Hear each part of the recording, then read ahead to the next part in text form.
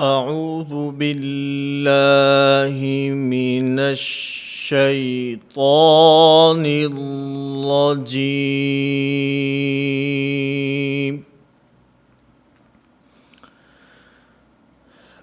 بسم اللہ الرحمن الرحیم۔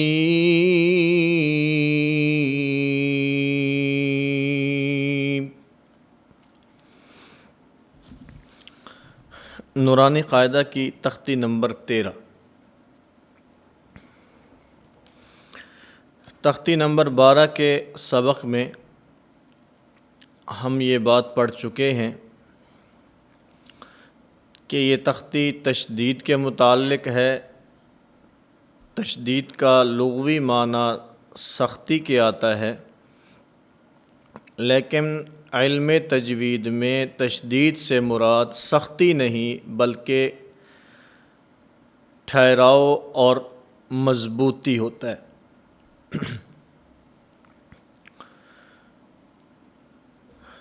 تشدید کی پہچان بھی ہمارے سامنے آ چکی ہے کہ تشدید کہتے ہیں 3 دندانے والے کو،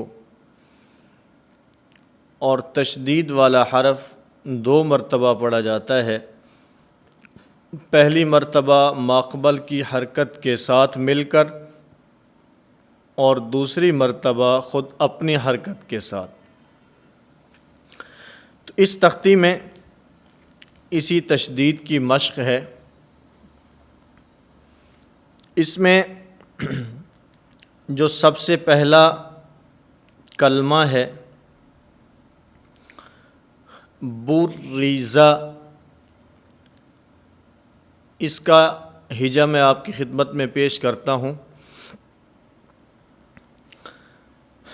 با را پیش بر، را زیر ری، بُرِّ، زا زبر زا،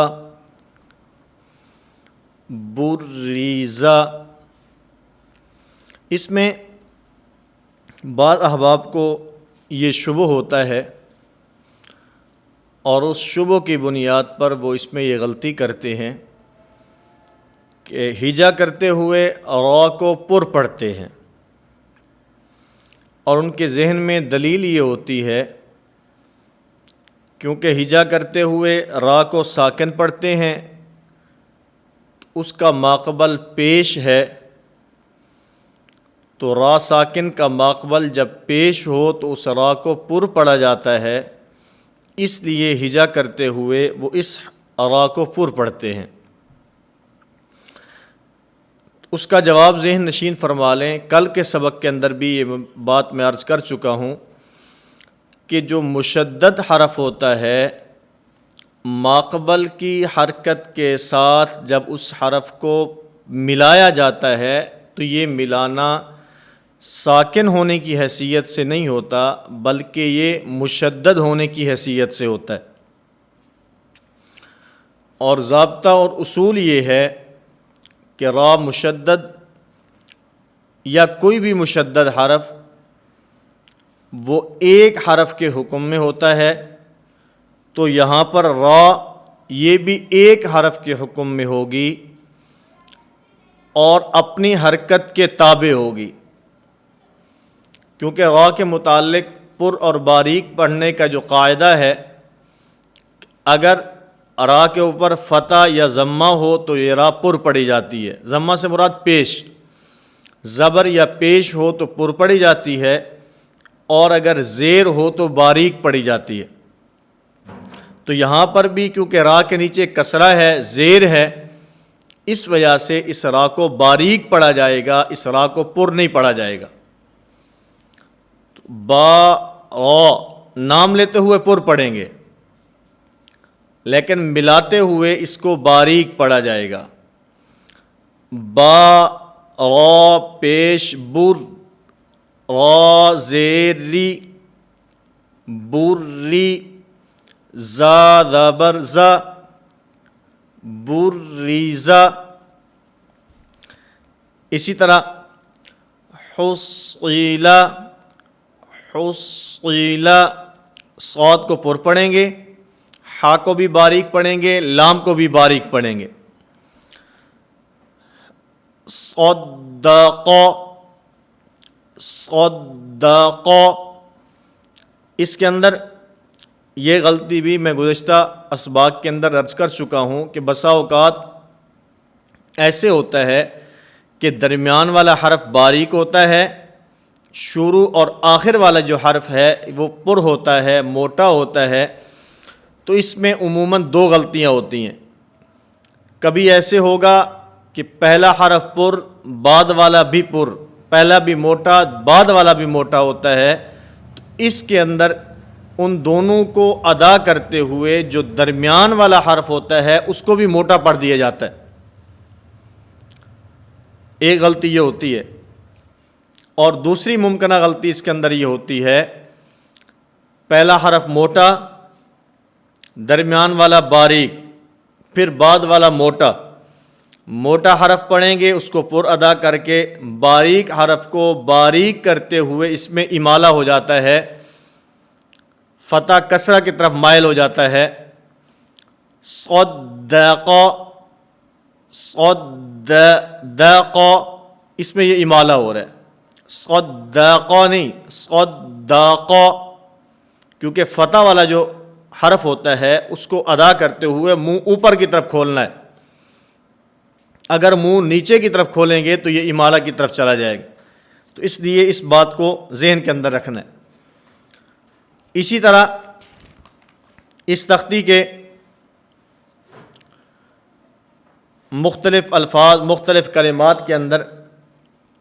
اس کی مشق بیان کی گئی ہے، تو تشدید کو ادا کرتے ہوئے سختی سے بچنا ہے، البتہ ٹھہراؤ اور مضبوطی اور جماؤ حرف کے اندر ہونا چاہیے۔ کذب، کذب، یہ سختی ہو جائے گی، ذال زا سے بدل جائے گا، کذب، کذب، یہ تشدید کی ادائیگی کی وجہ سے حرف کے اندر جماؤ، ٹھہراؤ اور مضبوطی آئے گی۔ نعم، نعم، اس کے اندر مخرج کا بھی خیال کرنا ہے اور اس کے ساتھ صفات کا خیال رکھتے ہوئے عین کے اندر آواز بند نہیں ہونی چاہیے، آواز بند ہوگی تو یہ عین نہیں رہے گا بلکہ حمزہ بن جائے گا۔ نعم، نعم، یہ آواز بند ہو رہی ہے، نعم، نعم، مخرج سے حرف صحیح ادا ہو اور اس کی صفات کا بھی خیال رکھنا ہے۔ اور پھر ان تمام کلمات میں وقف کرتے ہوئے آخری حرف کو ساکن کریں گے، تو وقف کی حالت میں نعم۔ اگلا جملہ یظن، یظن، اب اس کے اندر ایک تو لا اس کے اوپر پیش ہے، اس کی ادائیگی میں ہونٹوں کو گول کرنا ہے، اور پھر آخر کے اندر نون مشدد ہے،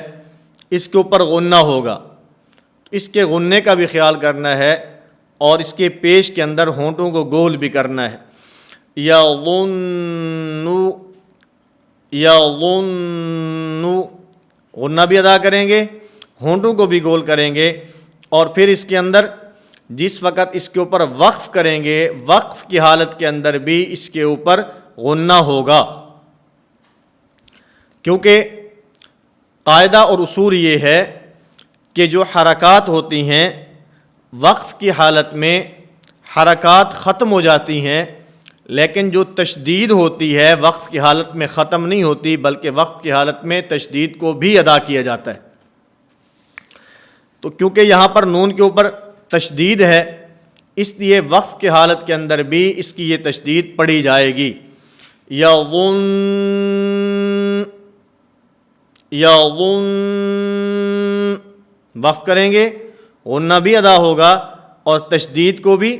ادا کرنا ہے، مضبوطی، ٹھہراؤ اور جماؤ اس کے اندر ہونا چاہیے۔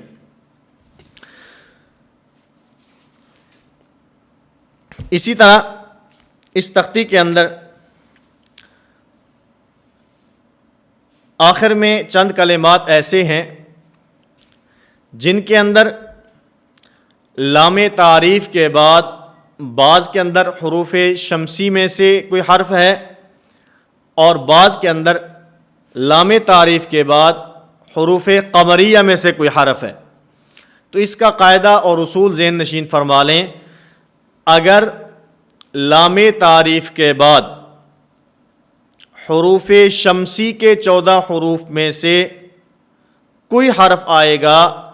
وہاں پر ادغام ہوگا، لام نہیں پڑھا جائے گا، پہلے والا حرف دوسرے والے حرف کے ساتھ مل کر پڑھا جائے گا۔ اور اگر لام تعریف کے بعد حروف قمریہ کے 14 حرفوں میں سے کوئی حرف ہوگا وہاں پر ادغام نہیں ہوگا بلکہ وہاں پر لام تعریف پڑھا جائے گا۔ آپ حضرات اس میں دیکھیں، باقی حروف قمریہ اور حروف شمسیہ یہ حروف لین کی تختی کے تحت بھی میں اس کو عرض کر چکا ہوں، دوبارہ ذہن نشین فرما لیں، 29 حروف تہجی میں سے 29 حروف تہجی میں سے 14 حروف حروف شمسیہ کہلاتے ہیں، 14 حروف حروف قمریہ کہلاتے ہیں۔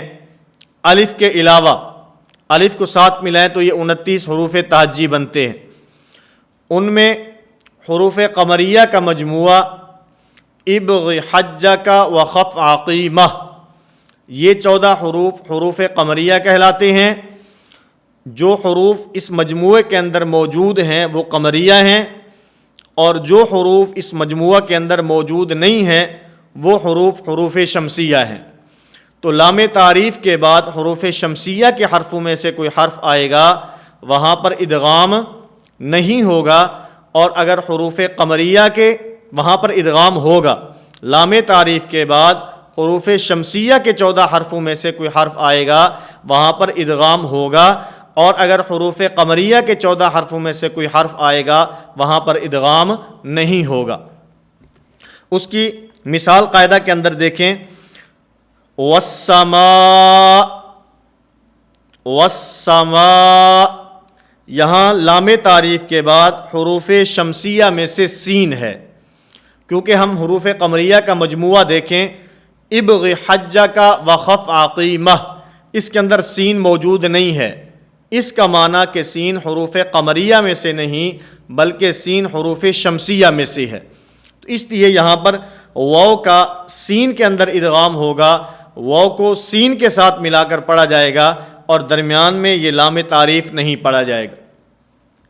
اسی طرح والترائب، والترائب، اس کے اندر بھی لام تعریف کے بعد حروف شمسیہ میں سے تا ہے، یہاں بھی واو کا تا کے اندر ادغام ہوگا۔ اسی طرح والناشطات، اس کے اندر بھی حروف شمسیہ میں سے لام تعریف کے بعد نون ہے، اس لیے یہاں پر بھی واو کا نون کے اندر ادغام ہوگا، لام تعریف درمیان میں نہیں پڑھا جائے گا۔ اسی طرح آگے مثالیں ہیں، اور حروف قمریہ کی مثال جیسے فالمدبرات، فالمدبرات، اب یہاں پر لام تعریف کے بعد حروف قمریہ میں سے میم ہے،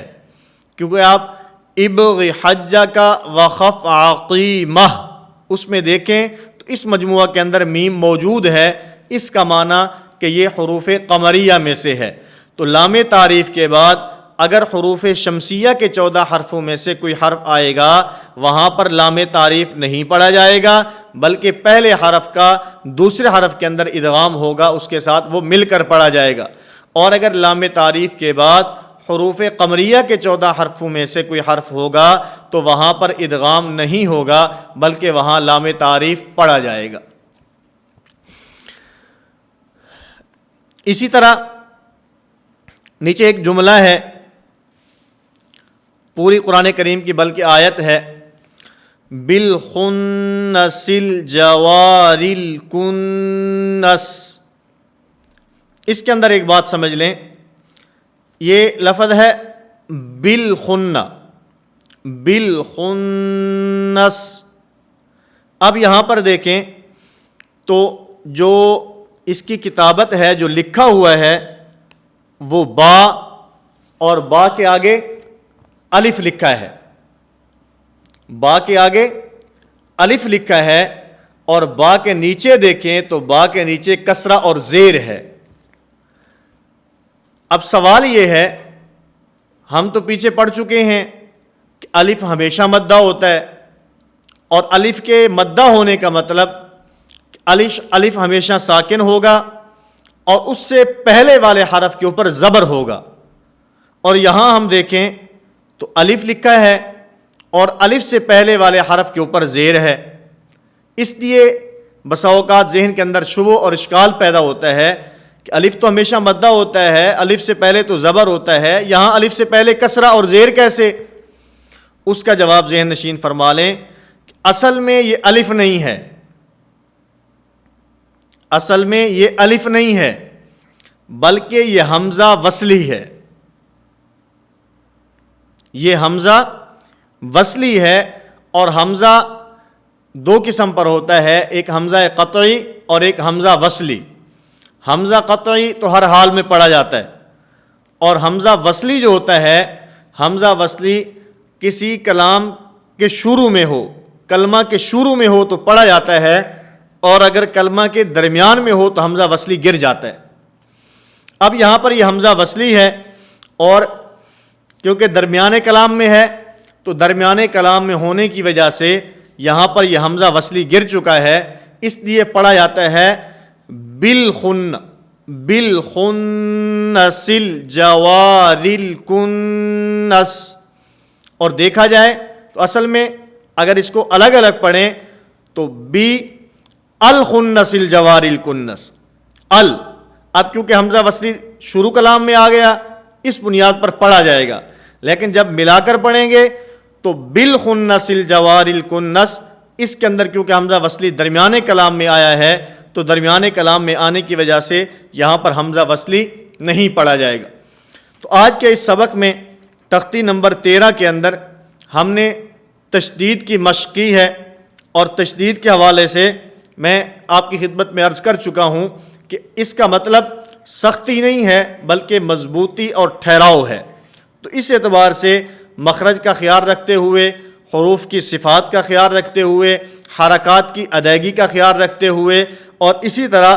تشدید کا خیال رکھتے ہوئے، تشدید کی ادائیگی کرتے ہوئے، اس کے اندر مضبوطی، اس کے اندر ٹھہراؤ، اس کے اندر جماؤ ہونا چاہیے۔ اور اس کے ساتھ ساتھ میں نے آگے چند ایک مثالیں آپ کی خدمت میں حروف شمسیہ اور حروف قمریہ کے حوالے سے پیش کی کہ حروف شمسیہ میں سے اگر کوئی حرف لام تعریف کے بعد ہوگا تو وہاں پر ادغام ہوگا، پہلا حرف دوسرے حرف کے ساتھ مل کر پڑھا جائے گا، لام تعریف نہیں پڑھا جائے گا۔ اور اگر لام تعریف کے بعد حروف قمریہ میں سے کوئی حرف ہوگا تو وہاں پر لام تعریف کا پڑھا جائے گا، وہاں پر ادغام نہیں ہوگا۔ اور اسی طرح آخر کے اندر میں نے آپ کی خدمت میں ایک شبہ اور اس کا جواب پیش کیا۔ سوال یہ ہو سکتا ہے کہ یہاں پر تو الف اور الف کا ماقبل جو ہے وہ کسرہ اور زیر ہے، حالانکہ ہم نے پڑھا کہ الف ہمیشہ مدہ ہوتا ہے، الف ساکن اور اس کا ماقبل زبر اور فتح ہوتا ہے، تو یہاں پر تو کسرہ آیا ہے۔ اس کا جواب یہ ہے کہ یہ الف نہیں بلکہ یہ حمزہ وصلی ہے،